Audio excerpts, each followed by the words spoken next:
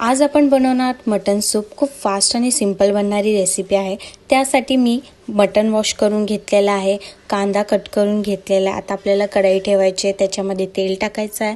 तेल गरम झाले की आपण थोडासा कढीपत्ता टाकणार टेस्टसाठी आणि कांदा कट केलेला आहे तो टाकायचा आहे।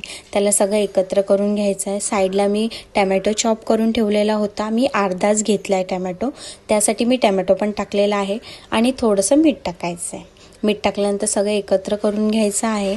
सगळं मिक्स झालं की आता ह्याच्यात आपण अद्रक लसूणची पेस्ट टाकणार आहोत। अद्रक लसूणची पेस्ट ही मस्ट आहे, कुठल्याही रेसिपीमध्ये मटन सूप बनवते म्हटलं पाहिजेच। त्याच्यानंतर आपण थोडीशी हळद आणि मी इथे आगरी मसाला यूज केलेला आहे आणि मटन वॉश करून घेतलेलं आहे तेही टाकायचं आहे आणि ह्याला मस्त मिक्स करून घ्यायचं आहे।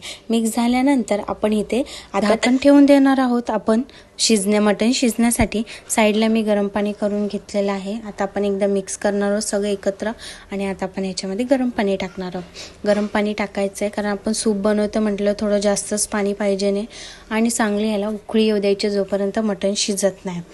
आणि मटन थोडं चेक करायचं आहे मध्ये मध्ये मटन शिजलंय की नाही। आणि मटन शिजल्यानंतर असा आपला मस्त आणि सिंपल टेस्टी सूप बनून होतो रेडी। तुम्ही नक्की माझी रेसिपी ट्राय करा आणि मला नक्की कमेंट करून सांगा कशी झाली आहे। थँक्यू।